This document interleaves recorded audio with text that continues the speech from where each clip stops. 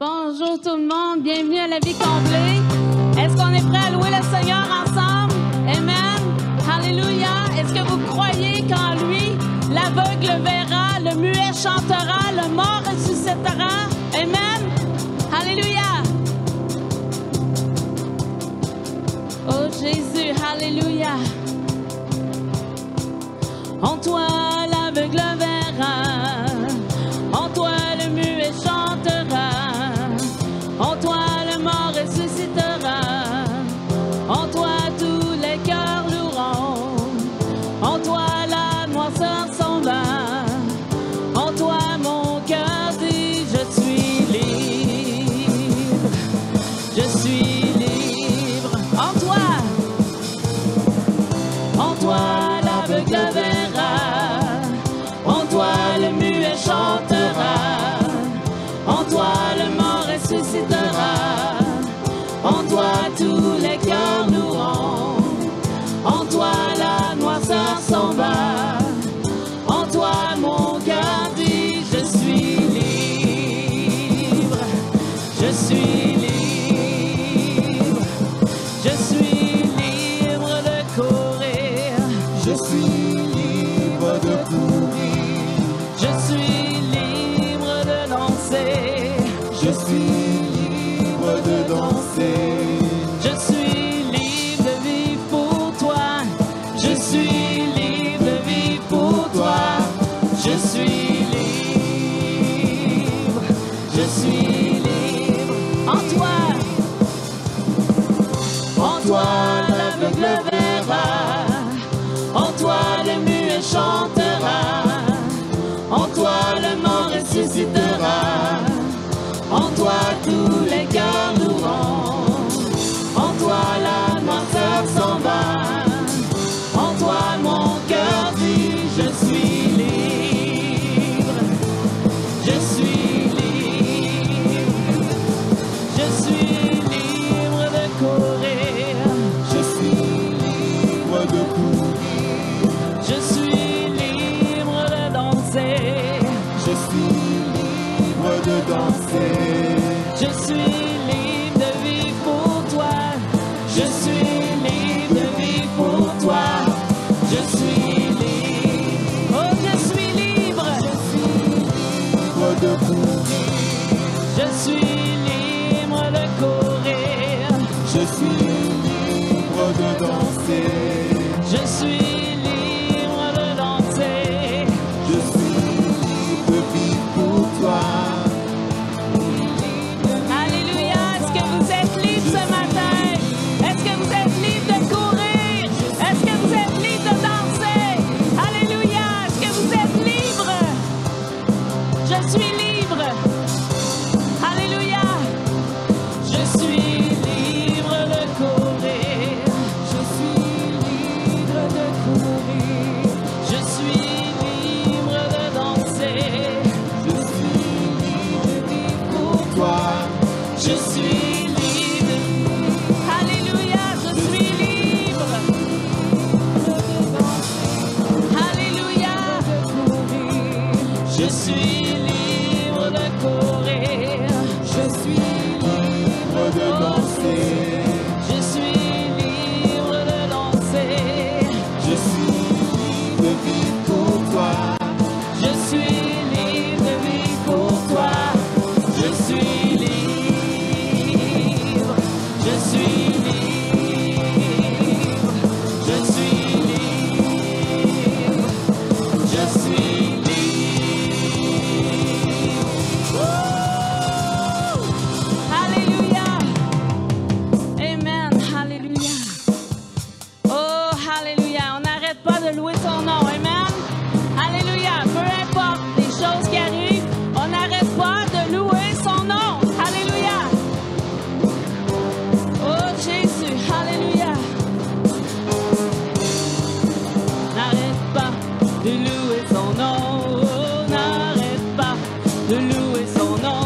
Oh, n'arrête pas de louer son nom, Jésus. N'arrête pas de louer son nom, n'arrête pas de louer son nom, n'arrête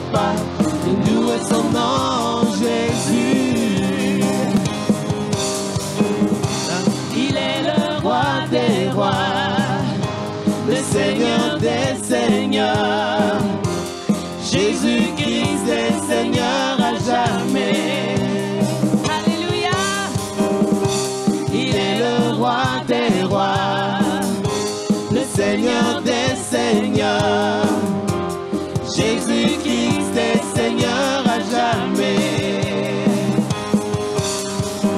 N'arrête pas de louer son nom, n'arrête pas de louer son nom, n'arrête pas de louer son nom, Jésus. N'arrête pas de louer son nom, n'arrête pas de louer son nom, n'arrête pas de louer son nom, Jésus. Tout genou fléchira, tout langue confessera que Jésus-Christ est Seigneur à jamais. Tout genou fléchira, tout langue confessera que Jésus-Christ est Seigneur à jamais. Oh, n'arrête pas de louer son nom.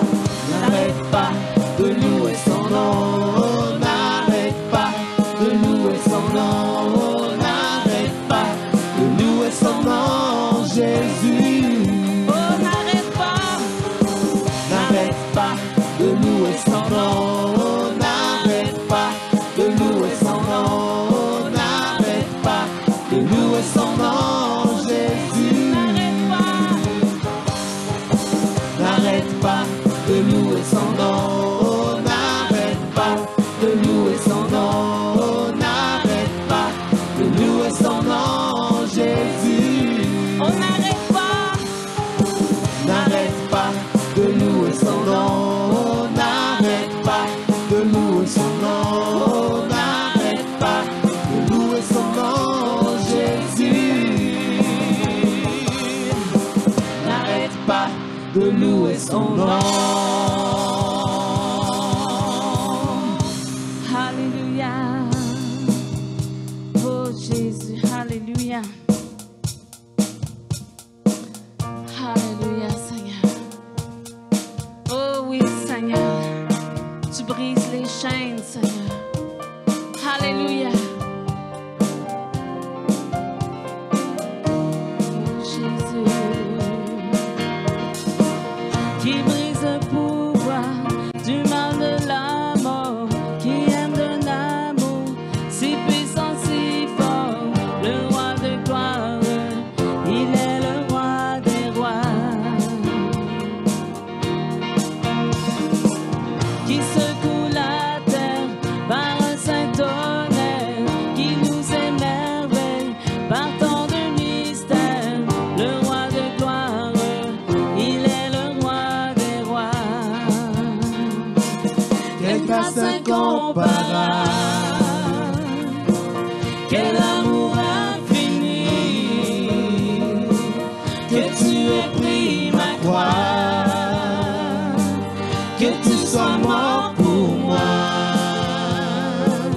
Tu as donné ta vie pour qu'enfin je sois libre. Oh, Jésus, je te chante pour ce que tu as fait. Alléluia, Seigneur. Oh Jésus, alléluia. Oh, tu es bon, Seigneur. Alléluia.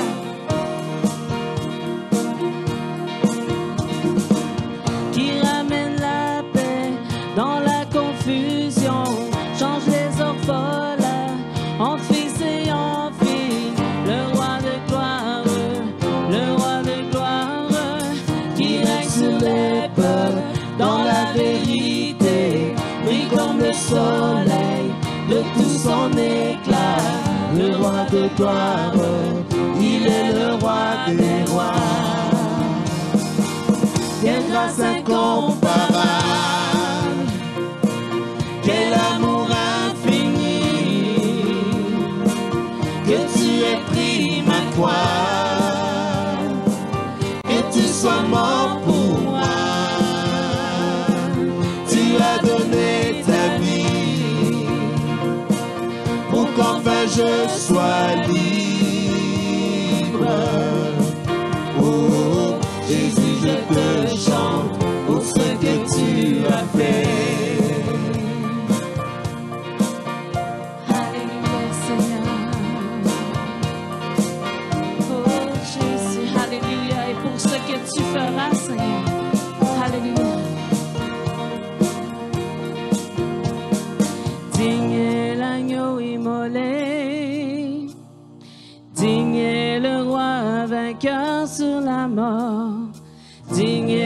l'agneau immolé.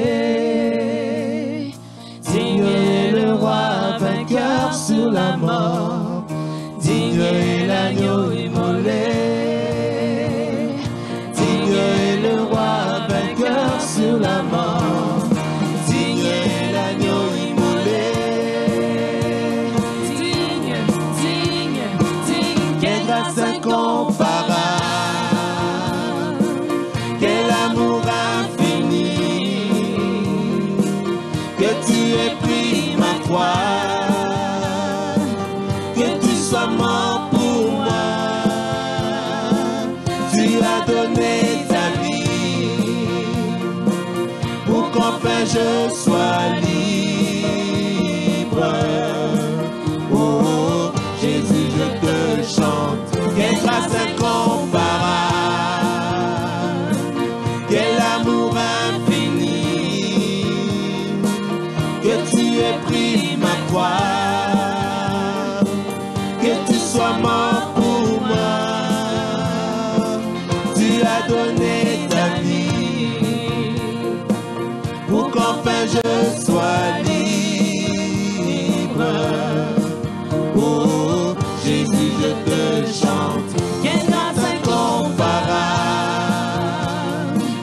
Quel amour infini. Que tu aies pris ma croix. Que tu sois mort pour moi. Tu as donné ta vie pour qu'enfin je sois libre. Oh, Jésus, je te chante pour ce que tu as fait. Oh, Alléluia, Seigneur. Et ce que tu feras, Seigneur. Oh, Jésus. Alléluia, Seigneur. Alléluia, Jésus. Alléluia, Seigneur. Oh, Jésus, Alléluia.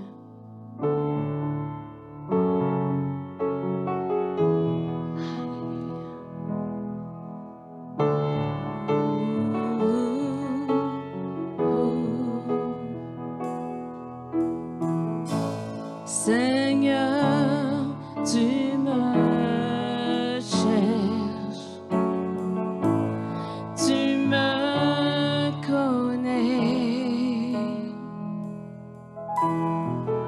Et si je t'oublie,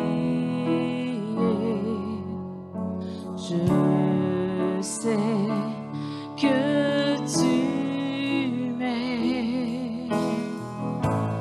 Ta sainte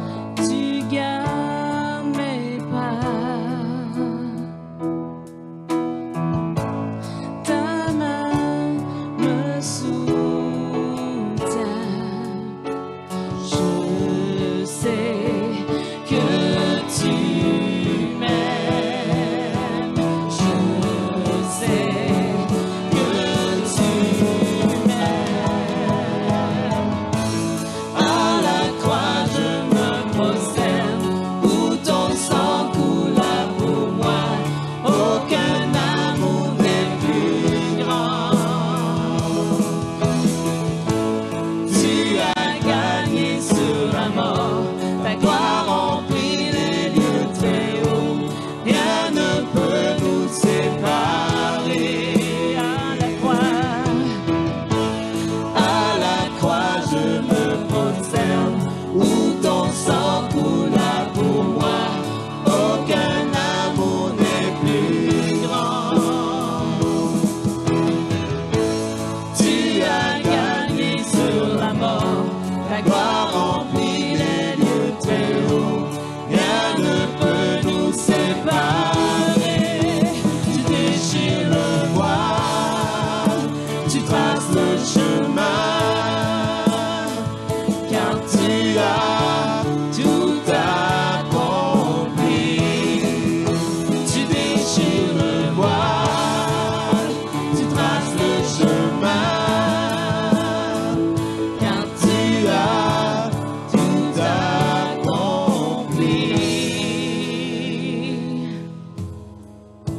Si tout s'effondrait devant mes yeux, tu resterais là. Je sais que tu m'aimes. Je sais que tu m'aimes. À la croix, je me prosterne, où ton sang coula pour moi. Aucun amour n'est plus grand. Tu as gagné sur la mort, ta gloire remplit les lieux très hauts. Rien ne peut nous séparer. Tu déchires le voile, tu traces le chemin, car tu as tout accompli. Tu déchires le voile, tu traces le chemin, car tu as tout accompli.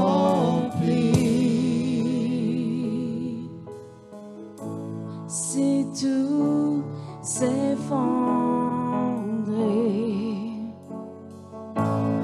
devant mes yeux, tu resterais là. Je sais que tu m'aimes. Je sais que tu m'aimes. À la croix, je me prosterne, où ton sang coula pour moi. Aucun amour n'est plus grand. Tu as gagné sur la mort, la gloire remplit les lieux très hauts. Rien ne peut nous séparer. À la croix, je me prosterne, où ton sang coula pour moi. Aucun amour n'est plus grand. Tu as gagné sur la mort, la gloire remplit les lieux très hauts. Rien ne peut nous séparer. Tu déchires le voile, tu traces le chemin, car tu as tout accompli. Tu déchires le voile, tu traces le chemin, car tu as tout accompli. Si tout s'effondrait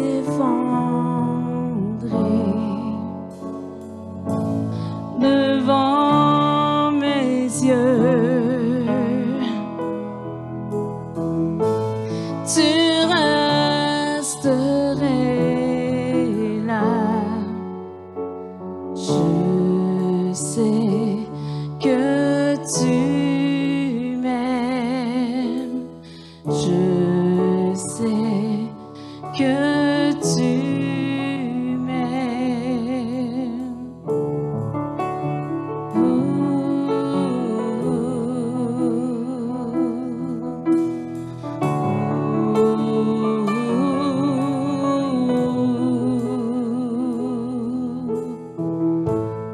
Alléluia, Seigneur.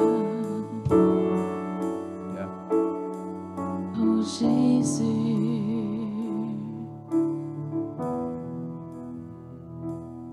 oui, il t'aime.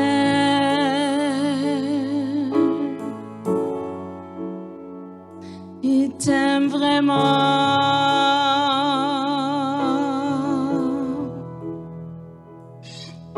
Il t'aime.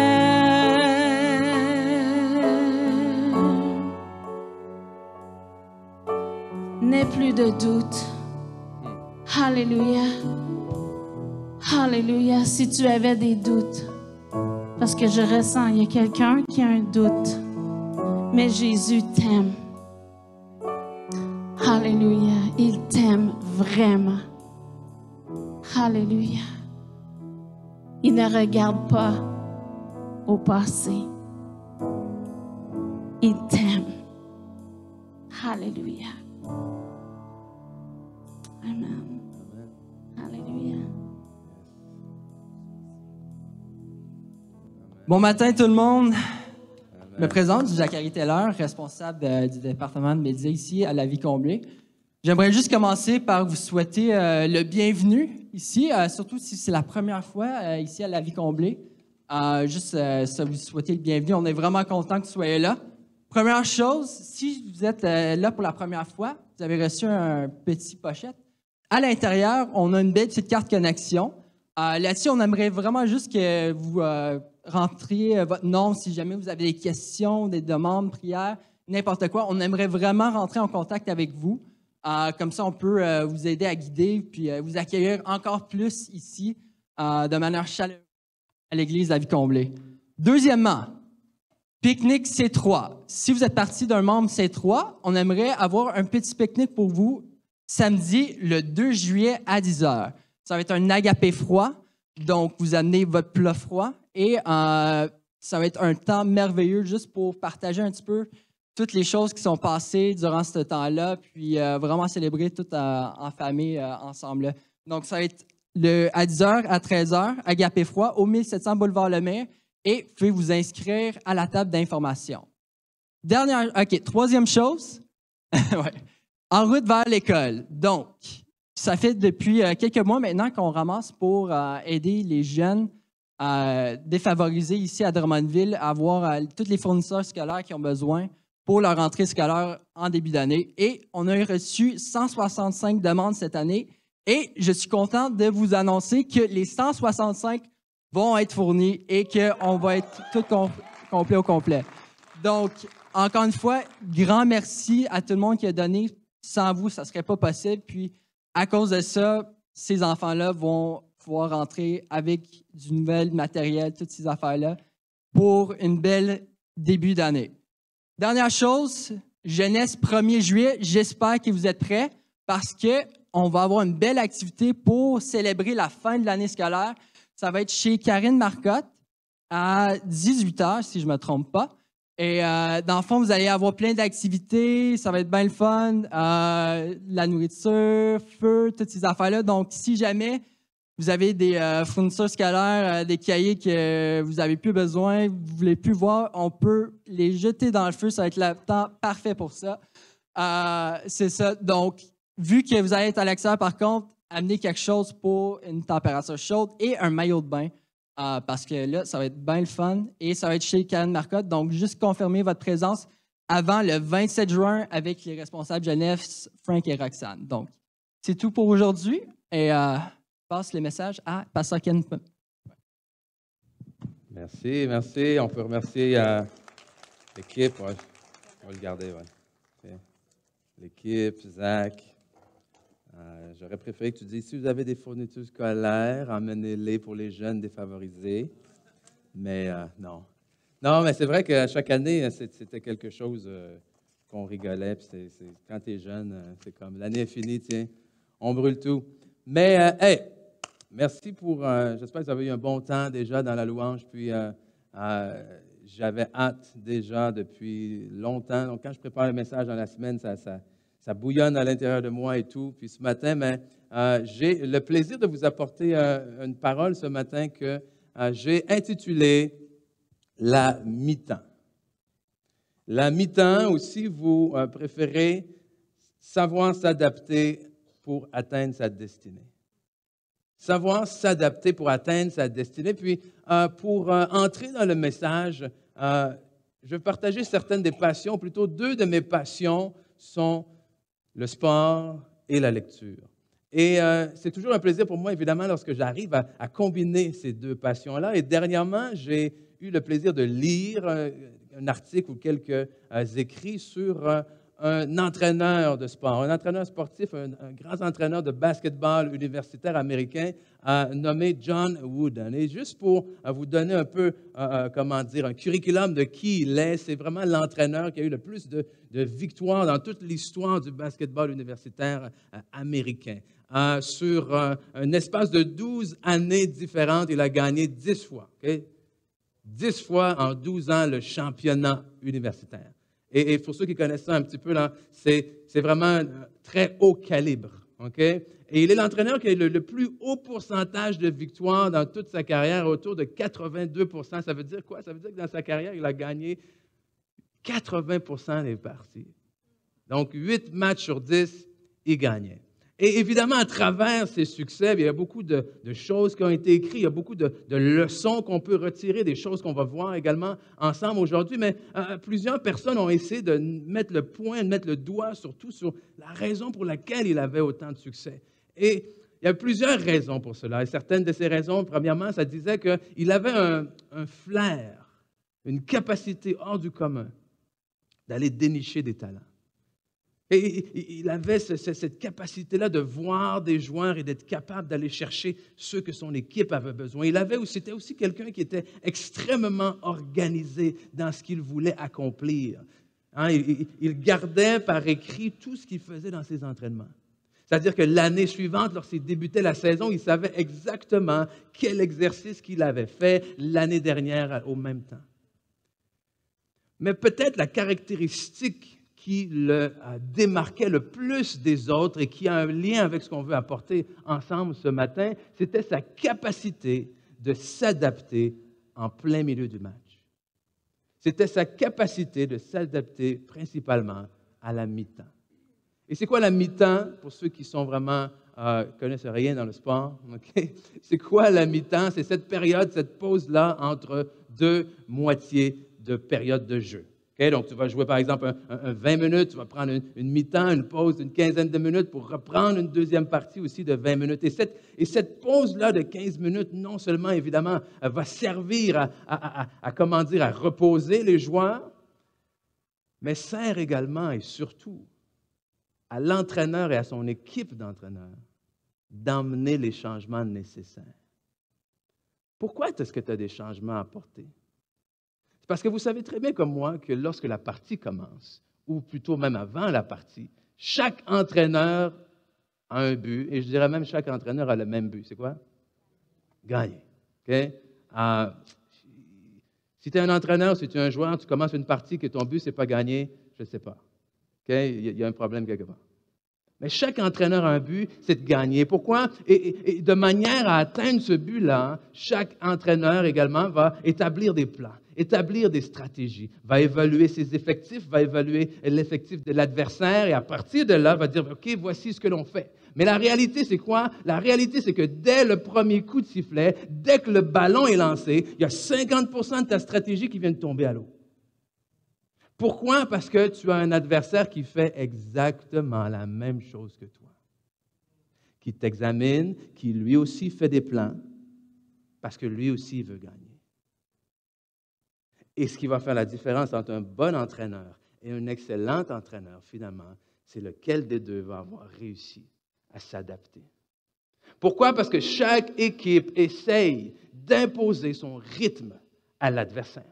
Et imposer son rythme, ça veut dire quoi? Ça veut dire que si moi, par exemple, je trouve que ma force de mon équipe, c'est la rapidité, c'est la vitesse, alors je vais m'assurer que toute la partie, le jeu se passe vite, vite, vite. Donc, j'essaie de faire changer le plan à l'autre équipe. Et le parallèle dans nos vies, c'est quoi? Le parallèle, c'est que chacun d'entre vous, j'ose espérer, désirez gagner.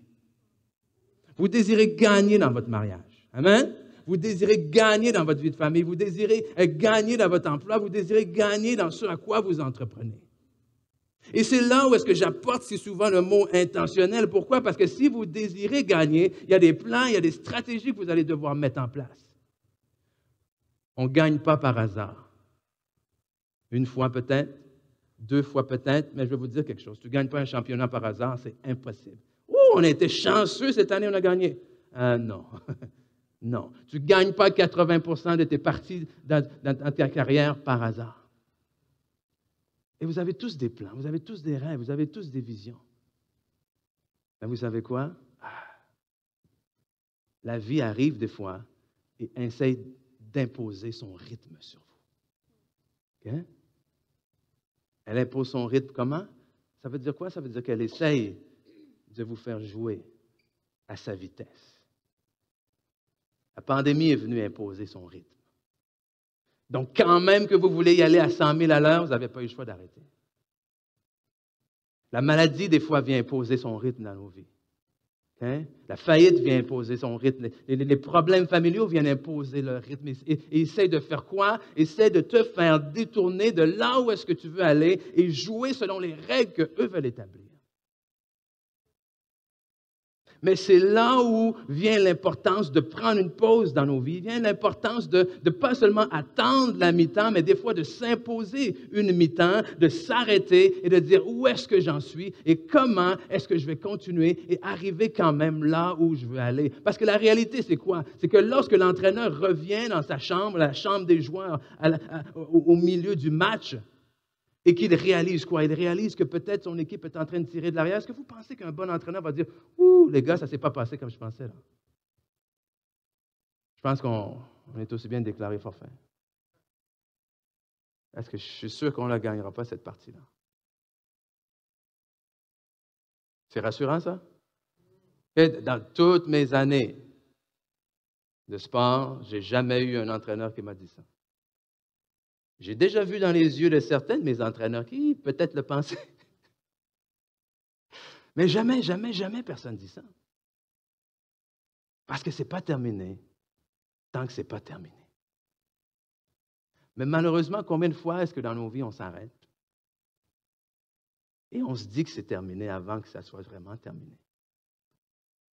Il n'y a pas personne qui accepterait ce genre de discours d'un entraîneur, mais pourtant, on accepte de nous dire nous-mêmes ce genre de discours dans nos vies.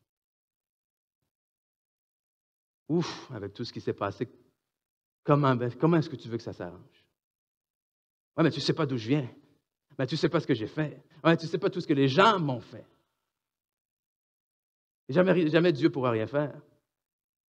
Et on continue à venir à l'Église, à lever les mains, à chanter alors qu'on n'y croit plus. Pas qu'on ne croit plus en Dieu. Okay? Mais on ne croit pas que la victoire est encore accessible. Et mon désir aujourd'hui avec vous, c'est quoi? C'est de vous aider justement dans ces moments-là. Parce que ces moments-là vont arriver. Est-ce que vous avez remarqué? Okay? Ces moments-là vont arriver. Mais comment est-ce qu'on fait pour garder toujours de vue la victoire, le but final? C'est là où est-ce que pendant la mi-temps, justement, il va falloir qu'on soit capable de s'adapter. Quand Jésus a dit à ses disciples, passons de l'autre bord, allons de l'autre bord. C'est quoi? C'est que dans sa tête, il savait très bien qu'ils allaient traverser la mer et se rendre de l'autre côté. Et ses disciples ont embarqué dans la barque avec lui. Jésus a dit, allons de l'autre bord, on va aller de l'autre bord. Mais qu'est-ce qui s'est passé pendant la traversée? Il s'est passé une tempête.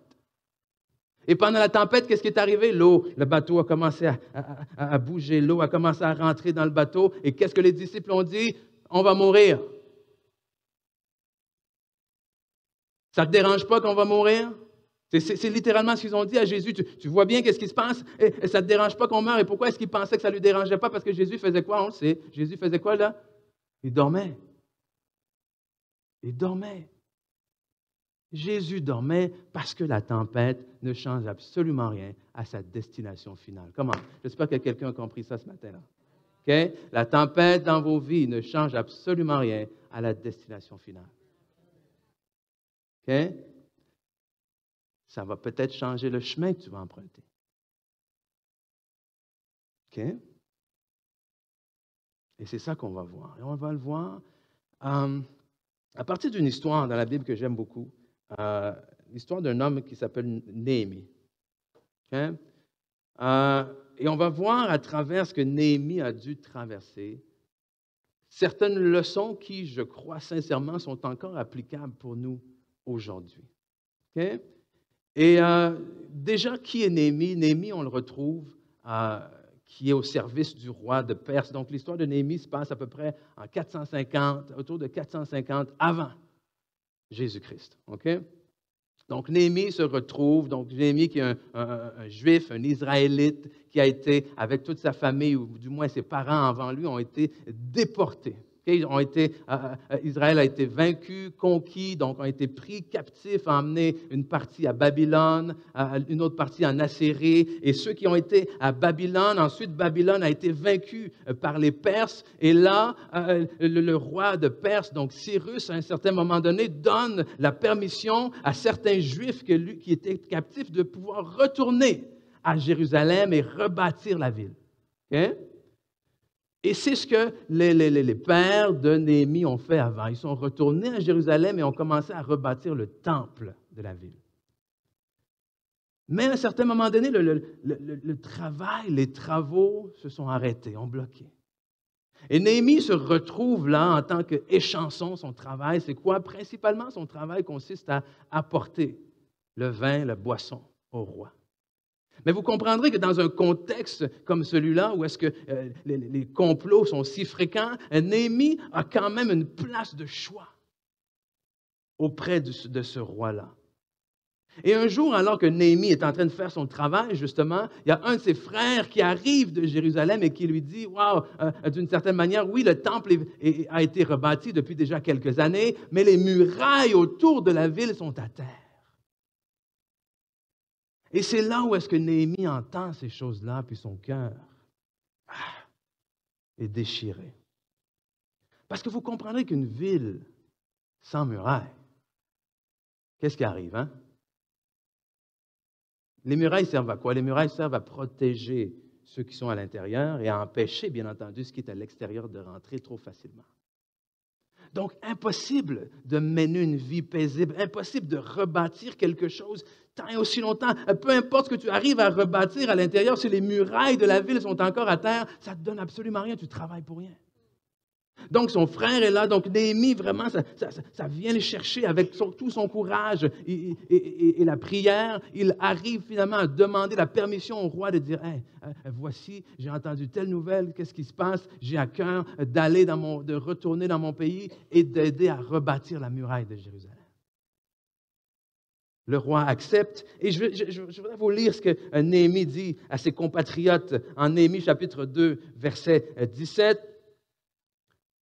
Donc, je leur dis alors, vous voyez le malheureux état où nous sommes. Jérusalem est détruite et ses portes sont consumées par le feu. Venez, rebâtissons la muraille de Jérusalem et nous ne serons plus dans l'opprobre. Et ce que ça signifie ici, ce mot-là, opprobre, hein? C'est quelque chose de profond, OK? C'est comme un sentiment de honte. Mais plus qu'un sentiment de honte, c'est une honte qui est visible à la vue de tous.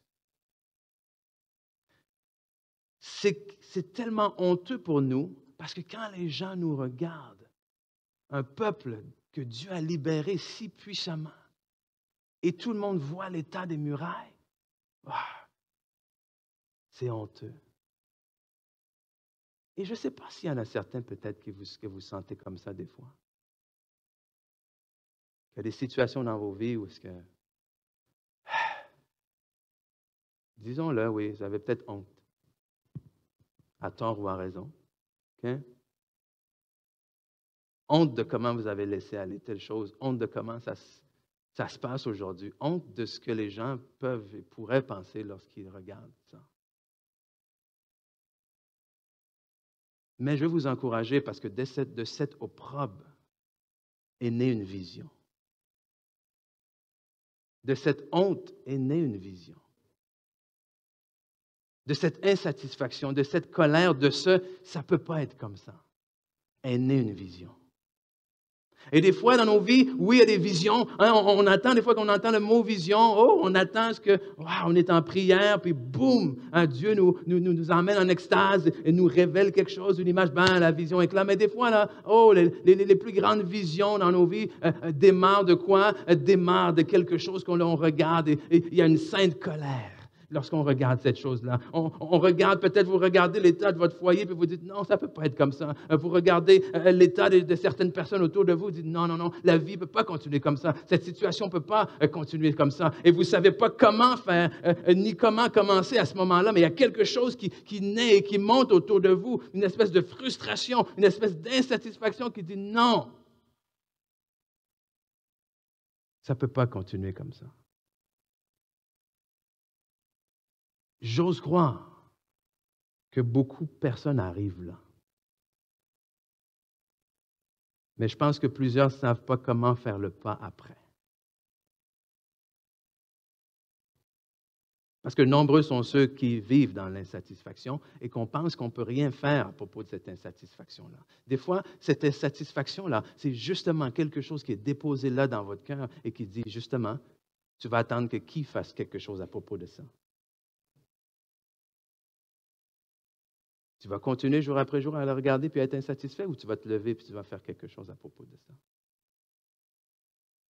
Et c'est ce que Néhémie a fait. Néhémie, on le voit lorsqu'on lit le premier chapitre, deuxième chapitre, Néhémie est tout tremblant. Néhémie n'est pas en pleine confiance, là, mais il y a quelque chose qui est là et qui se dit, mais comment est-ce que moi, je peux être là devant le roi, mener la belle vie, continuer à faire mon travail alors que j'entends que les murailles de Jérusalem sont à terre, que mes frères sont là, en proie au danger, à n'importe qui peut aller les tuer. Comment est-ce que je peux rester ici? Il dit, oh mon roi, s'il te plaît, laisse-moi y aller. Hein? Alors, qu'est-ce qu'il nous apprend? Quelques leçons. Première leçon que je veux qu'on voit ensemble aujourd'hui de la part de Néhémie, la première leçon, c'est quoi? C'est tenez-vous ferme face à l'adversité. Et on en a parlé quand même de l'adversité dans les semaines passées. Tenez-vous ferme face à l'adversité. L'adversité, c'est quoi? L'adversité, c'est quelque chose qui vient contre. Okay? Adversité, adversaire. C'est que lorsque vous allez essayer d'aller dans une direction, il y a quelque chose qui vient dans la direction opposée. C'est ça l'adversité, dans le fond. Okay? Et tout mouvement crée de la friction. Tout mouvement crée de la résistance. Okay? Dès qu'on bouge, il y a une force contraire. Okay? Ça, c'est physique. Mais dans la vie, c'est la même chose. Et Néhémie, lorsqu'il a eu à cœur de rebâtir les murailles de Jérusalem, croyez-le ou non, oui, il y a eu de l'adversité, beaucoup d'adversité. Et dans nos vies aussi, vous le savez, et je n'ai pas dit si, je ne dirais pas si vous allez rencontrer de l'adversité, je dis lorsque vous rencontrerez de l'adversité, tenez ferme face à l'adversité. Okay? Et rapidement, vous allez rencontrer principalement deux formes d'adversité selon moi. Extérieur, intérieur. Extérieur, intérieur. L'adversité que vous allez rencontrer à l'extérieur, je vois ça comme l'adversité de circonstances extérieures à vous-même desquelles vous n'avez pas beaucoup de contrôle. OK? Ça peut venir sur plusieurs formes. Néhémie, c'est venu comment? Néhémie, c'est venu sous la forme d'ennemis qui ont entendu ses projets et puis, croyez-le ou non, qui n'ont pas vu d'un bon œil que Néhémie veut reconstruire les murailles. Donc, en Néhémie, chapitre 4, versets 6 et 8, on voit un peu l'adversité qui vient contre lui à l'extérieur. Donc, nous rebâtîmes les murailles qui furent partout achevées jusqu'à la moitié de sa hauteur. Et le peuple prit à cœur cet ouvrage. Mais Sambalat, Tobija, les Arabes, les Ammonites et les Asdoniens furent très irrités en apprenant que la réparation des murs avançait et que les brèches commençaient à se fermer. Okay, croyez-le ou non, vous aurez peut-être des gens qui vont être irrités de ce que vous allez décider de faire dans vos vies. OK? Ils se liguèrent tous ensemble pour venir attaquer Jérusalem et lui causer dommage. Donc ça, c'est l'adversaire. Ça, c'est ce que Néhémie a dû endurer. Imagine-toi donc. Combien de fois on se dit, oui, mais il me semble que c'est bien ce que j'ai à cœur de faire. Comment est-ce que je peux avoir à cœur de faire quelque chose d'aussi bien et que les gens ne peuvent pas le voir? Néhémie est là, il a son cœur qui pleure pour son peuple. Il décide de faire une bonne action et croyez-le ou non. Wow! Il y a de l'adversité. Oui, mais Dieu, il me semble que j'ai juste fait ce que tu m'as demandé. Oui. Oui, mais Seigneur, il me semble que ce que je veux faire est bon. Oui. Oui, mais Dieu, il me semble que je suis seulement en train d'obéir. Oui. Qui a dit que obéissance égale absence d'adversité? Qui a dit que marcher dans le plan de Dieu égale absence d'adversité? Non. Okay. Et c'est ces circonstances extérieures que j'appelle, ces défis, cette adversité extérieure duquel on n'a pas de contrôle. On n'a pas eu de contrôle sur le COVID, là. Okay? Tu n'as pas de contrôle quand tu arrives au travail le matin et qu'on te dit hey, c'est ta dernière journée. Là. Qu'est-ce que tu veux faire? Tu n'as pas de contrôle là-dessus. Tu n'as pas de contrôle si tu conduisais, tu étais sur la route, puis il y a quelqu'un qui était dans la lune ou qui regardait ton téléphone, qui te fonce dedans. Tu n'as pas de contrôle là-dessus. C'est l'adversité qui vient contre nous. Est-ce que vous avez remarqué que le jour où tu décides de mettre de l'argent de côté, ton auto brise? Amen. Le jour où tu décides de prier pour tes enfants et tout ça, puis c'est le jour où là, l'école t'appelle. C'est juste dans ma vie, ça. Okay? C'est comme ça. Vous ne pouvez rien y faire. Okay? Dans le sens où ce sont des circonstances qu'on ne contrôle pas, mais des circonstances auxquelles on doit répondre. L'adversité extérieure sont des circonstances que l'on ne contrôle pas, mais auxquelles on doit répondre. Et le problème des fois dans nos vies, ce n'est pas nécessairement ce qui vient contre nous, mais la manière dont on répond. Okay? Et je vais vous dire comment Néhémie a répondu. Néhémie, on est venu le voir et on l'a dit, hey, vous ne réussirez jamais. Néhémie a fermé les oreilles, a dit, moi j'ai à cœur quelque chose, je pense que Dieu est avec moi, on continue. Ensuite, ils ont commencé je cherche le mot, je vais le trouver, okay, à répandre, merci, à répandre des fausses rumeurs. Il dit, oh, Néhémie, on a entendu dire que, dans le fond, la raison pour laquelle tu veux bâtir, c'est pour que vous puissiez être plus fort, puis finalement vous révolter. Il dit, viens, on va en parler. Mais Néhémie dit non. La réponse à Néhémie, j'aime cette réponse. Et il lui dit, en Néhémie, chapitre 6, verset 3, il dit, je leur ai envoyé une réponse. J'ai envoyé des messagers avec cette réponse. J'ai un grand ouvrage à exécuter et je ne puis descendre. Le travail serait interrompu pendant que je le quitterais pour aller vers vous. Et la réponse, c'est quoi? C'est, hey, j'ai quelque chose à faire. OK? Lorsque l'adversité vient contre vous, votre réponse doit être « j'ai quelque chose à faire ». Je ne peux pas laisser ça. Je ne peux pas laisser cette distraction-là me dévier de ce que j'ai à faire. Et c'est là. Arrêtez de dire, de faire 10 millions de scénarios. Mais si j'avais pu, si j'avais su, il n'y a personne qui peut prédire les choses qu'on ne peut pas prédire. OK? Ça ne sert à rien de te taper sur la tête, ça ne sert à rien de... Okay? Tu ne le savais pas et tu n'aurais pas pu le savoir. Mais la question maintenant, tu vas faire quoi? Okay? Et c'est toujours ça. Maintenant, tu vas faire quoi? Tu te tiens ferme et tu réponds non. Okay? Non, je ne m'attendais pas à ça. C'est dur. OK, ça va changer beaucoup de choses. Peut-être ça va être beaucoup plus long que j'avais prévu. Ça va être beaucoup plus difficile que j'avais prévu, mais je ne peux pas descendre parce que j'ai un travail à faire. Okay? Ce qui revient, parenthèse, toujours à ma question de vision, mais est-ce que vous savez c'est quel travail que vous avez à faire? Parce que si tu ne sais pas ce que tu as à faire, tu n'es pas capable de reconnaître une distraction. C'est quoi une distraction? C'est quelque chose qui me distrait de ce que je dois être en train de faire. Mais si tu ne sais pas ce que tu dois être en train de faire, comment est-ce que tu sais que telle chose qui arrive dans ta vie, c'est une distraction? Une bonne opportunité peut être une distraction. Ouf, OK. On continue. Mais là, je vais parler d'adversité intérieure, qui est la plus subtile, mais la plus dangereuse, tant qu'à moi. Parce qu'alors que ceux de l'extérieur, on ne peut pas les contrôler, mais on doit y répondre, ceux de l'intérieur, on ne doit pas y répondre, mais on doit les contrôler. OK? Tu ne dois pas y répondre. Parce que l'intérieur, l'adversité qui vient de l'intérieur, c'est quoi? C'est ta petite voix toi-même qui te dit, tu n'y arriveras pas.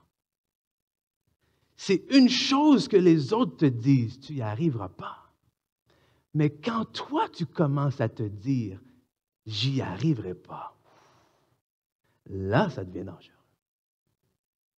Okay? Et à cette petite voix-là, tu ne dois pas chercher à y répondre. Commence pas à te lancer dans des joutes de débat avec ta voix intérieure. Tu la contrôles. Okay? Parce que c'est ce qui est arrivé encore à Néhémie, à son équipe et au peuple. Néhémie 4, 10. On a vu que l'ennemi disait déjà, vous n'y arriverez pas. Et tant que l'ennemi dit, vous n'y arriverez pas, là, mais que toi, tu continues à travailler, ça ne change absolument rien. Mais le jour où toi, tu commences à te dire, cependant, Judas disait, donc Judas, c'était cette tribu-là d'Israël, de quelle était Néhémie. Donc les Juifs, ceux qui travaillaient à la reconstruction de la muraille, se disaient, les forces manquent à ceux qui portent les fardeaux. Et les décombres sont considérables. Nous ne pourrons pas bâtir la muraille. Wow! Et nos ennemis disaient, ils ne sauront et ne verront rien jusqu'à ce que nous arrivions au milieu d'eux. Nous les tuerons et nous ferons ainsi cesser l'ouvrage. Le pire endroit, ce que tu peux te trouver, c'est là. C'est quand l'ennemi veut te tuer et quand tu es sûr que toi, tu vas mourir. OK? C'est ça, là. Quand l'adversité vient contre toi et quand toi, tu l'acceptes, cette adversité-là, dans le sens où ce que tu te plies à son rythme. Okay? Il y a un proverbe qui dit, s'il n'y a pas d'ennemi à l'intérieur, l'ennemi à l'extérieur ne peut te faire aucun mal. Okay? Il n'y a rien. Tu sais, des fois, on dit ça, là, c'est dans ta tête. Mais il y a tellement de choses qui se passent dans notre tête, justement. OK? Dans la gestion des émotions, dans la gestion de tes pensées, dans la maîtrise de soi quand il va arriver une certaine situation. C'est là que ça se passe. Et c'est là où j'arrive au deuxième point, où est-ce que, c'est comme une continuité du premier, ça nous dit, mais je vais vous dire, reconnaissez aussi vos propres faiblesses. Dans le sens où est-ce que non seulement vous devez savoir que vous allez rencontrer de l'adversité, mais soyez assez honnête et humble envers vous-même pour reconnaître vos faiblesses. Je vais le dire d'une façon plus claire. Il faut que vous soyez, sachez, je vais reculer, c'est parce que ça, c'était pas clair, OK? Sachez reconnaître ce qui pousse votre bouton. Allô? Vous n'avez pas de bouton, vous? Vous en avez plusieurs, oui. OK? Sachez reconnaître, oui, ce qui vous rend heureux, ce qui vous fait du bien. Mais sachez reconnaître ce qui vous... OK? Sachez reconnaître ce qui vous fait sortir de vous. Sachez reconnaître ce qui fait que vous pouvez être calme une seconde, puis en une fraction de seconde, vous êtes prêt à tout casser. Je n'ai pas dit sachez reconnaître vos défauts. OK? J'ai dit sachez reconnaître vos faiblesses. OK? Parce que tu peux essayer de rebâtir la muraille tant que tu voudras. Mais si tu n'as pas pris le temps de faire attention aux failles, où est-ce que tu penses que l'adversaire va aller?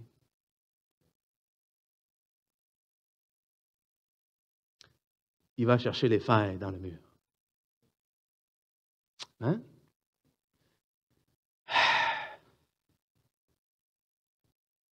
Tu as une vision pour ta vie. Il y a quelque chose que tu essaies de rebâtir. Mais pour une raison que tu ne comprends pas, ça s'écroule tout le temps. Et on dirait que ça tourne en rond. C'est peut-être que autant que l'intérieur t'intéresse, tu ne prends peut-être pas assez le temps pour t'arrêter et dire, hey, qu'est-ce qui fait rentrer ces choses-là? Est-ce que je suis trop orgueilleux? Est-ce que je suis trop impulsif? Est-ce que je suis trop colérique? Est-ce que je suis trop nonchalant? Vous comprenez, encore une fois, je n'ai pas employé le mot défaut. C'est des choses qui, à un moment donné, font partie de notre personnalité et qui, avec le temps, avec l'âge, avec la sagesse, avec l'expérience, on essaie évidemment d'atténuer, de contrôler, mais des fois, c'est comme, OK, hey, je le sais que je suis comme ça. Donc, je ne ferai pas exprès de me mettre dans une situation que je crois qui va me faire rager ou je ne sais pas quoi. Comprenez ce que je veux dire? Il y a des situations où il faut reconnaître qui nous sommes. C'est exactement ce que Néhémie a fait. Néhémie a fait quoi? Néhémie a regardé finalement, hey, ce n'est pas juste de remonter la muraille, c'est qu'il faut aussi fermer les failles, les endroits plus faibles. Et souvent dans nos vies, ces failles-là sont des failles de caractère. Okay? Et on penserait qu'un entraîneur, avec autant de succès comme John Wooden, j'ai dit au début qu'une de ses forces, c'était d'aller recruter les bons joueurs. Mais vous savez, pour lui, bon joueur ne signifiait pas le meilleur joueur, le plus talentueux. Okay? Pourquoi? Parce qu'il recherchait les failles avant. Et quand je lisais, il y avait une histoire qui disait justement comment un jour il est allé, parce que souvent, comment ça fonctionne, c'est que les gens ils vont faire du recrutement. Okay? Donc, ils ont certains joueurs qu'ils ont regardés, qu'ils ont spotés, permettez-moi l'anglicisme, et ils disent, OK, on va aller faire du recrutement. Non seulement on va aller le voir jouer, mais une fois qu'on l'a vu jouer puis qu'on est intéressé à aller plus loin, la prochaine étape, souvent, c'est « je vais aller chez lui ». On va aller chez lui, on va faire une entrevue avec lui, on va rencontrer ses parents, sa famille et tout ça. Puis un jour, il est allé justement voir un de ces joueurs-là qui était à l'époque le joueur que celui que tout le monde disait qu'il allait être choisi, le numéro 1, que c'est celui qui allait avoir le plus d'avenir. Et il dit, il s'est rendu à l'entrevue avec un de ses associés et avec un contrat dans les mains pour le faire signer puis dire au joueur, viens jouer avec nous et tout ça. Puis finalement, il s'entretient avec le joueur et tout, il parle, il pose des questions. Puis à un moment donné, il pose une question, ou plutôt la mère du joueur pose une question au coach, et le joueur répond, « Franchement, maman, c'est donc bien stupide cette question-là. » Et ça reste comme ça, il ne dit rien, il continue l'entrevue et tout ça, puis finalement, il retourne dans l'auto, son assistant lui dit, « Boss, coach, vous avez oublié de remettre la bourse. » Il dit, « Oh non. » Il dit, « J'ai pas oublié. » Il dit, « Tu as vu comment il a parlé à sa mère? » Il dit, s'il n'est pas capable de respecter sa mère, comment est-ce que tu penses qu'il va me respecter, moi, sur le terrain? Et il ne l'a pas pris. Okay? Et des fois, dans nos vies, on passe à côté de ces choses-là importantes. Okay? C'est quoi ton caractère? Et quand je parle de caractère, je ne parle pas de viser la perfection, mais encore une fois, qu'est-ce qui te rend faible? Qu'est-ce qui te fait tomber dans l'inquiétude? Qu'est-ce que tu sais, là, tu sais que quand tu regardes telle chose, quand tu entends telle chose, quand tu te mets là, ça me stresse. Là, tu sais, des fois, on est là, oh, il faut que je sois plus stressé, il faut que je contrôle mon stress. Mais essaie donc d'abord de contrôler l'environnement dans lequel ton stress apparaît. On se comprend? C'est bien d'essayer de contrôler ton stress, mais déjà, arrête de te mettre dans des situations que tu sais qui sont trop stressantes pour toi. Et ensuite, commence à travailler là-dessus. Et c'est là. Je veux gagner, mais tu ne pourras jamais gagner si tu n'es pas capable de reconnaître tes faiblesses. Jamais. Amen. Parce que vous savez ce que l'adversaire va attaquer? Tes faiblesses. Donc, si toi, tu ne les sais pas, comment est-ce que tu vas? Et des fois, on peut rien faire, entre guillemets, pour nos faiblesses. Et je m'explique. OK? Si j'ai un joueur qui est très bon dans quelque chose d'autre, mais je sais qu'il est faible à la défense, est-ce que du jour au lendemain, je peux dire, aujourd'hui, sois meilleur en défense, s'il te plaît? Non. Je le sais que lui est moins fort en défense. Qu'est-ce que je fais? Toute ma stratégie autour va servir à pallier ça. On se comprend? Et c'est là. Ce n'est pas de dire, oh Seigneur, je sais, il y a telle chose. Oui, c'est bon, on veut que le Seigneur nous change, mais il faut arriver, nous aussi, à mener notre vie d'une manière où nos faiblesses ne nous fassent pas tomber. Et c'est une bonne façon de le dire, ça. Il faut que vous sachiez qu'est-ce qui risque de vous faire tomber. Et vous en tenir le plus loin possible, évidemment. Amen? Donc, non seulement ça. Ensuite, vous êtes toujours là? Troisièmement, on parle de, on le dit depuis le début, et c'est pas mal comment dire, l'idée principale de ce message-là aussi, c'est soyez toujours prêts à changer de plan si nécessaire. Okay? Soyez toujours prêts à changer de plan, changer de stratégie si nécessaire. Et c'est là que ça nous demande quand même une certaine sagesse, OK? Parce qu'on prêche la persévérance, on veut persévérer. Mais tu sais, persévérer dans quelque chose qui ne marche pas, là. On se comprend? Il ne faut pas être gêné de changer de plan. On est marié à la vision. On est marié à la vision, OK? Pas à la stratégie. Hein? Tu es marié à la vision, pas au plan. Tu es marié à la destination, pas au trajet que tu empruntes. Le but, c'est de se rendre là où tu veux aller. Ce n'est pas nécessairement de passer par où tu veux passer. Amen? Et des fois, dans nos prières, ce n'est pas « Ah, Dieu, aide-moi à me rendre là », c'est « Dieu, j'aimerais passer par là ». Non. Dieu a promis, je vais tout faire pour t'aider à te rendre là où est-ce que j'ai dit que tu allais te rendre. Mais je n'ai jamais promis que j'allais te faire passer par où est-ce que toi tu veux passer. Allô? Hein? La plus belle histoire, justement, le peuple d'Israël, Dieu les a fait passer par où? Lorsqu'il les a sortis d'Égypte. Hein? On voit que d'Égypte à Canaan, à la terre que Dieu leur avait promis, le trajet était un trajet au maximum de 2 semaines. Certains disent même 11 jours. Ça prenait 11 jours de marche d'Égypte à Canaan, la terre promise où coule le lait et le miel. Et ça a pris 40 années. Pas parce que nécessairement Dieu voulait que ça prenne 40 années. Ils ont été têtus ou quoi que ce soit. Mais le Seigneur ne les a pas fait passer par le chemin le plus court, la Bible nous dit. Et une des raisons pour laquelle il dit, c'est quoi? C'est parce qu'ils vont arriver tout de suite à Canaan. Ils vont devoir se battre. Ils ont été esclaves toute leur vie. Ils ne seront pas prêts à se battre. Oh, Dieu sait qu'il y a des choses pour lesquelles vous n'êtes pas encore prêts. Parce que si vous n'êtes pas capable d'endurer l'adversité du désert, tu penses que tu vas être capable d'endurer l'adversité de Canaan? Et c'est là qu'on revient avec la foi, la confiance. Seigneur, je ne comprends pas par où je passe. Et je ne suis pas en train de dire que tout ce que vous traversez dans vos vies, c'est parce que Dieu a décidé de vous faire traverser par là. OK? Il y a des choses que des fois, on a un adversaire, justement, on a un ennemi, il y a des choses qui arrivent que Dieu ne veut pas, mais il y a des choses, mais malgré tout ça, Dieu est là. Amen? Dieu est là avec nous. Donc, on ne doit pas être marié et s'arrêter à « oui, mais je pensais que ça allait être comme ça. Oui, mais je voulais que ça se passe comme ça. Oui, mais j'avais prévu que ça se passait comme ça. » OK. Non, c'est quoi le but? Et j'ai parlé de ça avec nos enfants dernièrement. Là, les enfants viennent de tomber en vacances. Okay? Puis nous, on garde les enfants avec nous pendant tout l'été. Là. Ils ne vont pas au camp de jour. Fait que ça veut dire qu'on est ensemble à tous les jours. Là. Donc, il faut qu'on gère l'horaire et tout ça. Puis on a dit aux enfants, on a dit, là, il y a un mot qu'il va falloir que tu apprennes, c'est le mot flexible. Il a dit, est-ce que tu sais que ça veut dire quoi, flexible? Il dit, ouais, c'est... J'ai dit, non, oui, mais c'est pas ça. J'ai dit, flexible, hein? Ça veut dire qu'il va falloir que tu t'adaptes. Ça veut dire qu'il y a des jours où on va avoir planifié de faire telle chose, mais il ne fera pas beau. Papa va recevoir un téléphone, il va falloir aller voir quelqu'un qui a besoin, et qu'on arrive et qu'on se dise, ouais, on avait prévu ça, mais on ne pourra pas faire ça. Il dit, parce que ça fait partie d'être ça. Il dit, si vous êtes prêts à ça, on va passer un bel été. Il dit, sinon, ça va être compliqué. Il dit, ça veut dire que je ne veux pas t'entendre. J'ai dit, tu as le droit d'être déçu. J'ai dit, tu peux être déçu.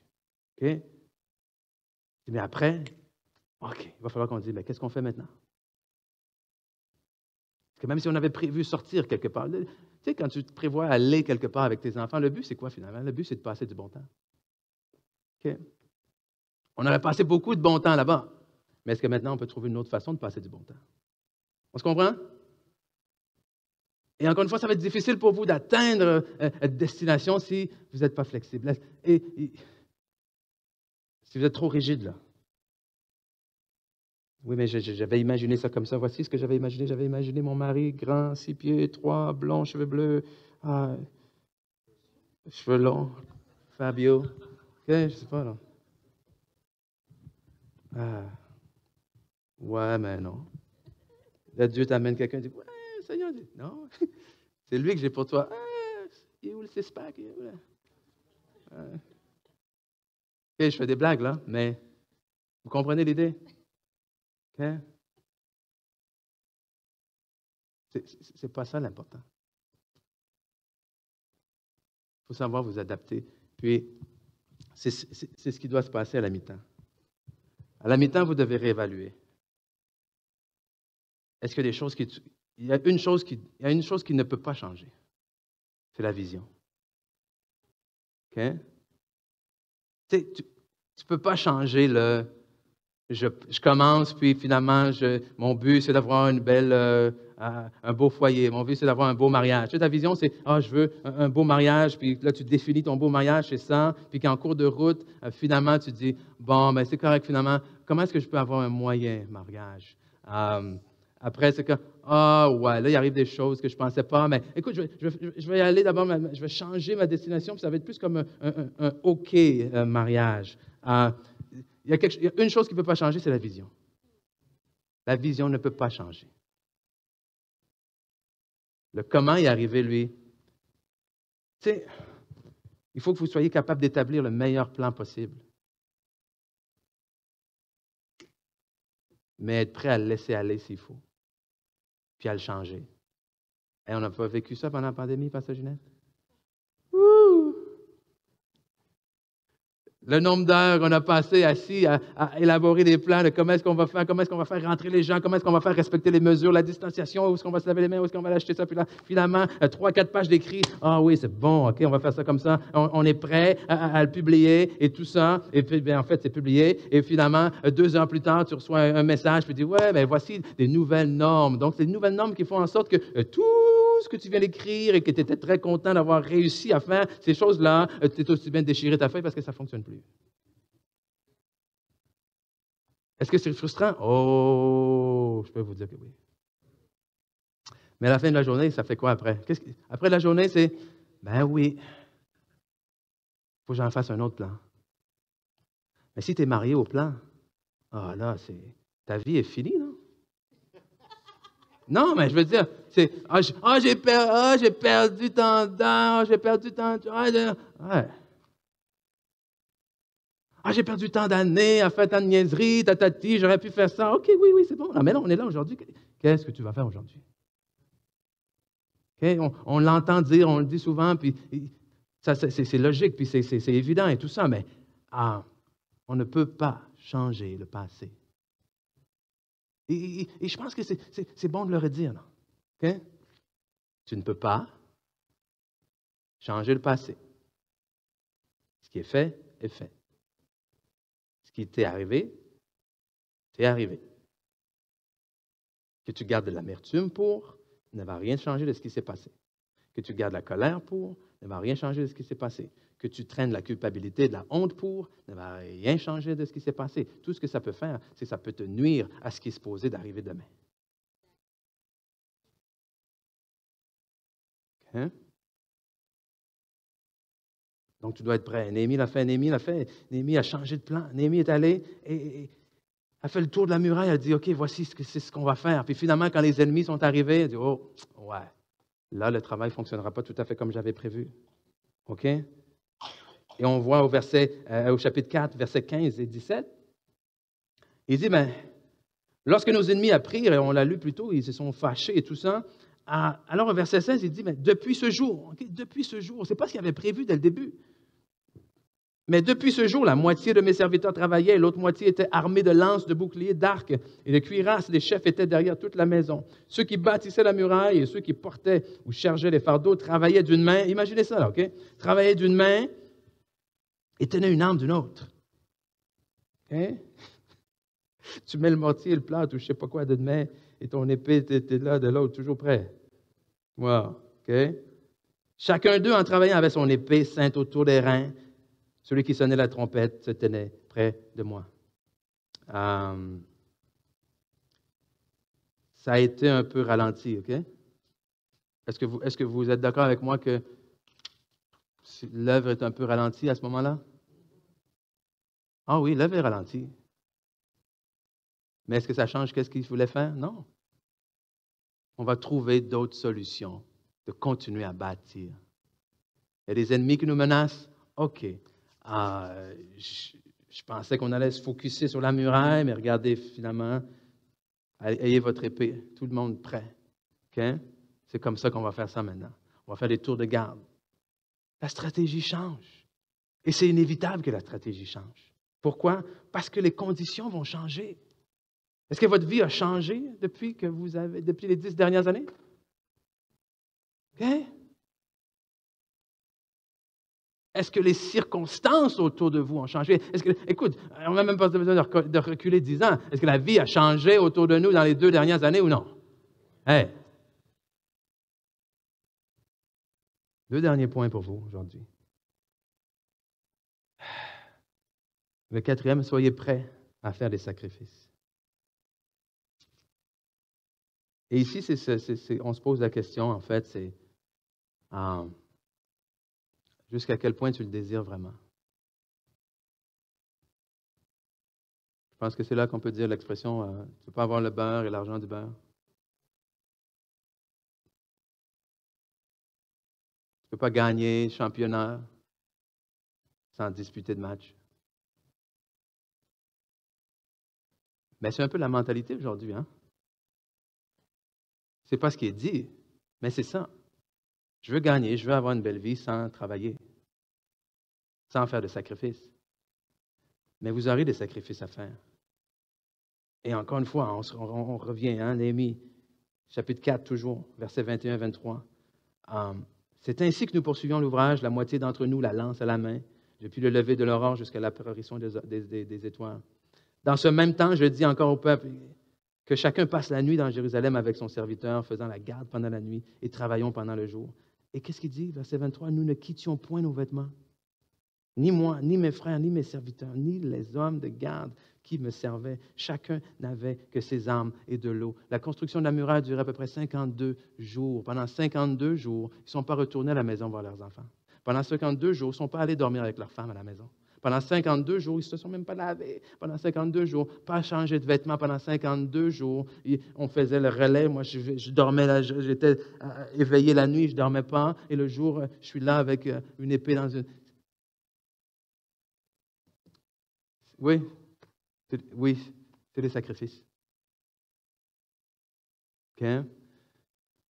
Et c'est là que le point précédent est important. Parce que vous allez remarquer, même si ce n'est pas conscient, vous remarquerez qu'on ne se sacrifie pas pour la stratégie. On se sacrifie pour la vision. OK? Le sacrifice pour la stratégie ou le plan est très éphémère. Mais le sacrifice pour la vision, c'est ça qui nous transporte. Donc, quelle est votre vision? Quelle est votre destination? Soyez prêts à changer les plans s'il faut.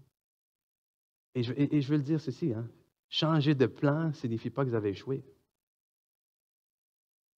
Pas parce que vous tirez de l'arrière à la demi, à la mi-temps, ça veut dire que vous n'étiez pas bon. Donc, non seulement il faut reconnaître nos faiblesses, mais il faut arriver à vivre avec l'échec aussi. OK?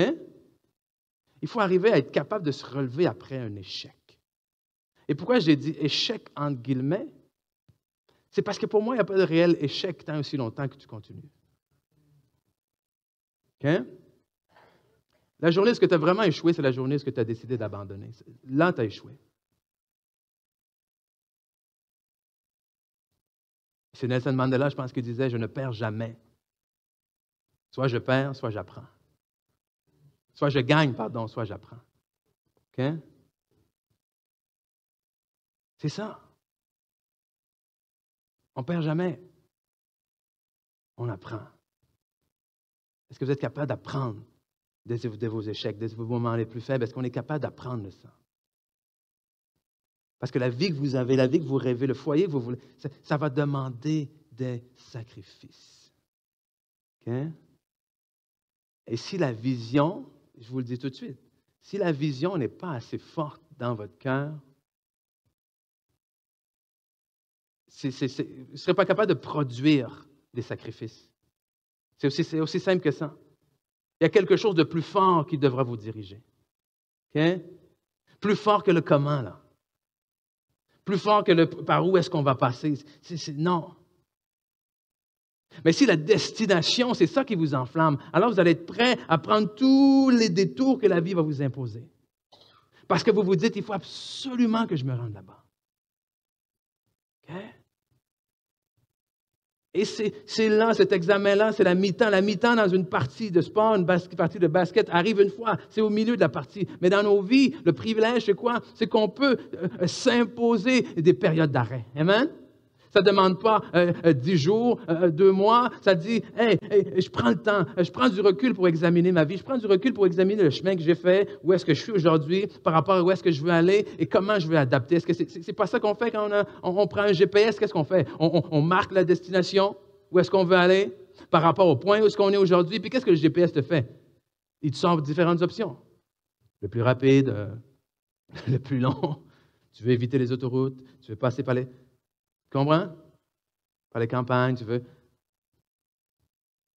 Mais c'est la même chose dans nos vies. C'est où est-ce que je veux aller? Où est-ce que tu m'appelles, Seigneur? Ensuite, où est-ce que je suis aujourd'hui?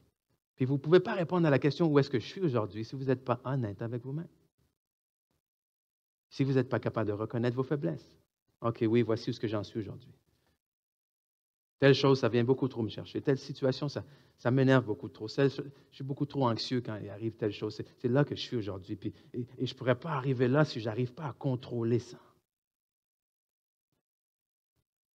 Donc, comment tu vas faire pour y arriver? Okay?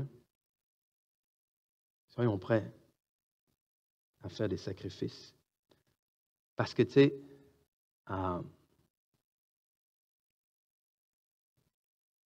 ça ne donne rien pour les hommes de Néhémie de dire « Ah non, ce soir, je vais aller dormir avec ma femme, là, je suis tanné, là. Ça fait 30 jours, là.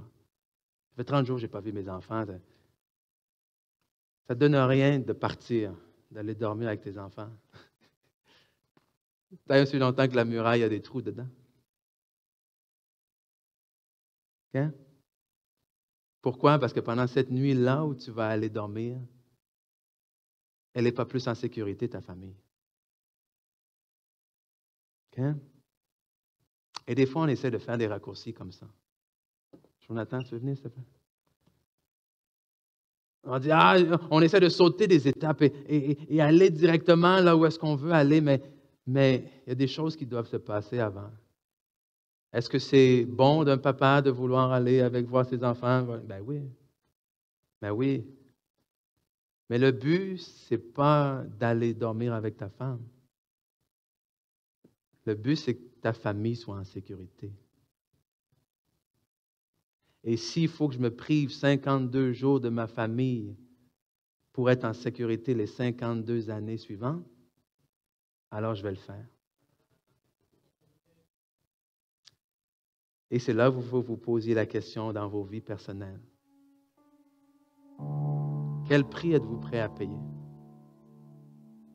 Êtes-vous prêt à payer de l'insomnie, des nuits blanches, des nuits d'inquiétude parce que vous ne savez pas comment cette situation va se passer? Est-ce que vous êtes prêt à payer, je ne sais pas moi, sortir littéralement de l'argent de vos poches parce qu'il faut arriver à régler telle ou telle chose? Je ne sais pas. Okay? Je pourrais donner 10 millions d'exemples, mais Vous savez ce que vous traversez, ce que vous vivez, si ça s'applique ou ça ne s'applique pas du tout. La question, c'est, est-ce que vous avez pensé au prix que ça allait vous coûter? Okay. Et Jésus dit lui-même, il dit, écoute, qui, avant de commencer à bâtir, regarde pas d'abord s'il y a ce qu'il faut pour bâtir. Amen? Parce que sinon, qu'est-ce qui va arriver? Il va commencer à bâtir, puis en plein milieu, ouais. J'avais plus les matériaux. Manque de matériaux, manque de main-d'œuvre. Ça me rappelle quelque chose, ça, non? Et les gens regardent autour et disent, il a commencé à bâtir, il n'a pas pu finir. Qui s'en va en guerre, puis qui regarde, il ne calcule pas avant d'aller en guerre s'il a les effectifs nécessaires pour aller contre l'ennemi? Qui ne fait pas ça? Mais aussi triste que ça puisse sonner, trop de gens font ça tous les jours. On se marie sans calculer ce que ça va nous coûter. On déménage, change d'emploi parce que ça semble bon, sans calculer ce que ça va nous coûter. On fait des enfants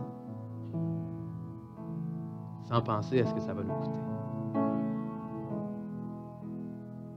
Sans penser à qu'est-ce que je devrais faire maintenant pour les élever, pour être un modèle, pour être ci, pour être cela. Qu'est-ce que je devrais faire maintenant que je suis marié, que je suis plus célibataire? Je ne peux pas avoir la même vie qu'avant, là.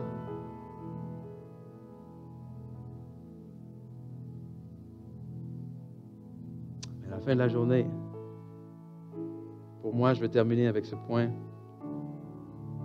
que peu importe toutes ces choses, la dernière leçon qu'on doit apprendre de Néhémie, c'est rendez toujours la gloire à Dieu.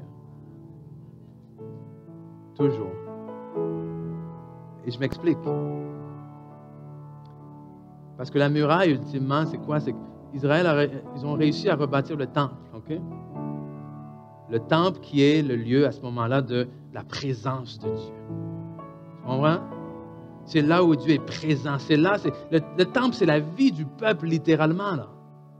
C'est là où les gens vont pour être vers Dieu. C'est là où les gens vont pour rendre leur hommage, leur adoration, leur culte à Dieu.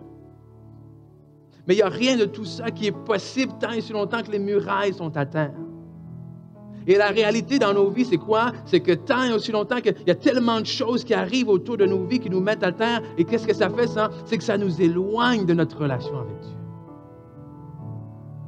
Ça vient contre notre relation avec Dieu. Combien de fois on passe tellement de temps dans ces choses-là, plus que dans la parole, plus que dans la prière. Et lorsqu'on cherche à restaurer les murailles dans nos vies, c'est qu'ultimement, on cherche quoi? On cherche à protéger cette relation-là avec Dieu. Pourquoi? Parce qu'on sait et on prend et on reconnaît que Dieu doit être le premier. Dieu doit être le centre. Que si Dieu n'est pas au centre de ma vie, peu importe ce que j'essaie de faire autour, un jour ou l'autre, ça finit par s'effondrer. Donc, Seigneur, avec ton aide, je vais rebâtir les murailles. Avec ton aide, Seigneur, je vais colmater les brèches de mes faiblesses de caractère ou quoi. Je suis là, humblement, je me présente devant toi. Révèle-moi, c'est quoi les choses dans ma vie que je dois corriger ou perfectionner ou quoi que ce soit. Et donne-moi une vision, Seigneur. Peut-être qu'on se retrouve dans la vie, justement, on n'en a pas de vision. Mais je prie pour vous aujourd'hui que le Seigneur vous en donne une vision. Une vision pour chaque département de vos vies, chaque domaine dans vos vies. Pourquoi? Parce que la Bible nous dit que Dieu a des plans et des projets qu'il a préparé pour nous avant la fondation du monde. C'est un des versets les plus connus, un des versets les plus cités. Mais malheureusement, on ne vit pas ça. Il a des plans et des projets qu'il a fait pour vous avant la fondation du monde. Donc, merci Seigneur, je me retrouve dans un endroit où peut-être je ne sais pas le plan, où je m'en allais quelque part. Seigneur, aujourd'hui, mais je m'en remets à ton plan. Aujourd'hui, c'est le temps de nous en remettre à son plan, à sa destination. Amen. Pourquoi? Parce que la destination finale est toujours une destination qui nous amène à rendre gloire à Dieu. Pourquoi? Parce que les gens vont finir par regarder ma vie. Les gens vont finir par regarder le temple que j'ai érigé protéger dans ma vie et la forteresse que j'ai mis autour pour la protéger. Et les gens vont dire, wow, Dieu est bon, oh, Dieu est grand. Ils vont dire, ah, moi aussi je veux ça dans ma vie. Moi aussi je veux une ville fortifiée comme ça dans ma vie. Moi aussi je veux des murailles dans ma vie qui vont faire en sorte que peu importe ce qui m'attaque, parce que je le sais, même si les murailles sont là, est-ce que ça signifie que les ennemis ne vont pas essayer de venir? Oh, les ennemis vont essayer de venir.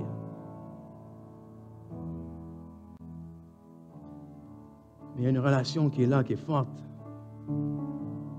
Parce qu'on a pris le temps de bâtir. Prenez le temps de bâtir. OK? Bâtir quelque chose de solide, ça prend du temps. Ça demande de vous appliquer. Et justement, j'avais une citation ici du coach John Wooden dans un de ses livres qui dit « J'ai toujours essayé de démontrer clairement. » Je ne sais pas si je l'ai mis, si on l'a à l'écran, ça. Oui, c'est bon. J'ai toujours essayé de démontrer clairement que le basketball n'est pas le but ultime. Son importance est faible lorsque comparée à la totalité de notre vie. Il poursuit en disant qu'il n'y a en réalité qu'une seule vie qui est une vie gagnante. C'est celle qui place sa foi entre les mains de son Sauveur. Oui, il avait foi en Dieu. Et pour lui, toutes ses victoires étaient une façon de redonner la gloire à Dieu. Vos victoires, je déclare vos victoires, même si en ce moment vous vous sentez peut-être dans la défaite, je déclare que vos victoires ont pour but aussi, certes de vous relever, mais de donner la grâce et la gloire à Dieu. Amen. Oh, hallelujah. Merci, Seigneur. Oh, merci, Seigneur. Je te prie en ce moment pour chaque personne ici présente. Oh, hallelujah. Est-ce qu'il y a des gens qui veulent gagner ici ce matin? Amen. Est-ce qu'il y a des gens qui veulent gagner? Est-ce qu'il y a des gens qui veulent gagner dans leur foyer? Est-ce qu'il y a des gens qui veulent gagner dans leur mariage? Est-ce qu'il y a des gens qui veulent gagner même au niveau de leurs pensées? Amen. Donc ce matin, Seigneur, je te prie d'abord et avant tout pour des visions. OK? Des visions. C'est-à-dire quoi? C'est-à-dire des images claires d'un avenir, d'un futur que tu puisses donner à tes enfants. Peu importe les domaines de leur vie, Seigneur, tu as des visions. Quand tu dis que tu as des plans que tu as préparés pour nous avant la fondation du monde, Seigneur, je te remercie parce qu'il y a tellement de choses dans ma vie que je me dis des fois, oh, tu n'étais pas obligé, Seigneur. Amen. Est-ce que vous avez déjà eu des moments de, oh, Seigneur, tu n'étais pas obligé.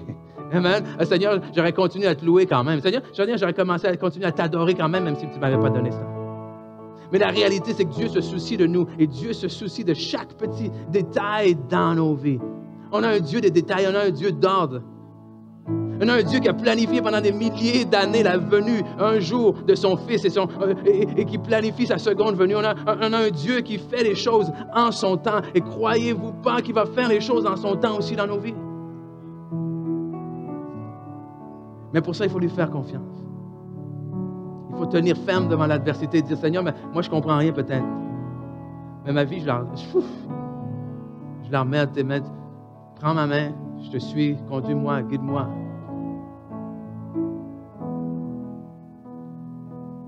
Et je vais vous dire ça, il n'y a peut-être pas grand-chose de plus effrayant. Amen?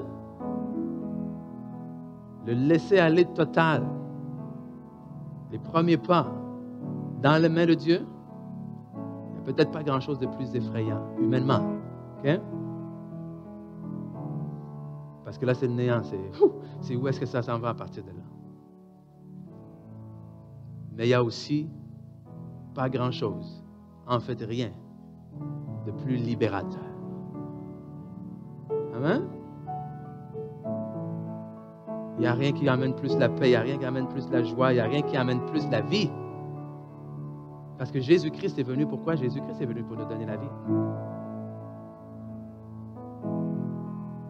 Et la vie, c'est lui. Alléluia. Oh, merci Seigneur. On va terminer en priant ce matin. Puis, j'espère vraiment, comme j'ai pu commencer à prier tout à l'heure, je prie vraiment pour une vision, des directions. Puis je sais qu'on veut des fois que ça soit des directions claires. Seigneur, que ça soit clair, sans hésitation. Puis, hey, je lève ma main. Je prie ça aussi des fois, OK? Je le confesse. Mais en fait, ce qu'on veut savoir, c'est Seigneur, que tu as quelque chose pour nous devant. Et pas seulement que tu as quelque chose pour nous devant, mais que tu nous accompagnes aussi. Et c'est ce que je veux que vous ressentiez, que vous sachiez, pas plus que ressentir, que vous sachiez ce matin, que non seulement Dieu a quelque chose pour vous devant, mais qu'il vous accompagne également. Que non seulement Dieu dit, je veux que tu passes de l'autre bord, mais il dit, on va passer de l'autre bord. Alléluia. Donc Seigneur, je viens contre tout sentiment d'opprobre, justement, de honte, d'inquiétude, de culpabilité qui peut venir dans la vie de quelqu'un ici aujourd'hui. Mais au contraire, qu'au lieu que cette honte, culpabilité, opprobre, vienne le mettre à terre, au contraire, Seigneur, que ça soit un point de départ, un moment, Seigneur, où est-ce qu'une vision naît de toi et avec toi, puis que c'est aujourd'hui, c'est comme non. Non. Ça se termine aujourd'hui. Ça se termine aujourd'hui. Et parce que ça se termine aujourd'hui, il y a quelque chose de nouveau qui prend place aujourd'hui. Amen? Il y a quelque chose de nouveau qui prend place aujourd'hui. Et la beauté avec Dieu, c'est qu'à tous les jours, parce que l'Éternel dit, voici le jour que Dieu a fait, il est pour moi un sujet de joie. Et pourquoi? Et à tous les jours est une opportunité pour nous que quelque chose de nouveau commence. Vous n'avez pas besoin de dire, oh, la semaine prochaine, je vais faire ci. Oh, d'ici un mois, je vais faire ci. Oh, il faut que j'arrange certaines choses avant. Oh, il faut que je commence à lire quelques versets. Non, non, non, non, non, non, non, non. Aujourd'hui est le jour du Seigneur. Aujourd'hui est le jour du salut. Aujourd'hui est le jour où tout peut recommencer. Est-ce que vous le croyez, ça? Amen.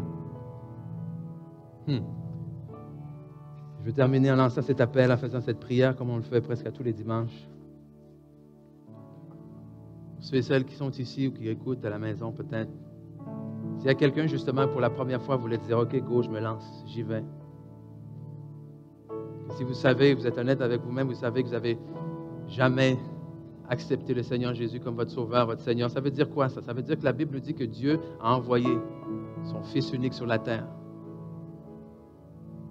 Et qu'il a marché comme un homme, qu'il a pris la place d'un homme, qu'il a pris nos faiblesses, justement, nos péchés, nos manquements.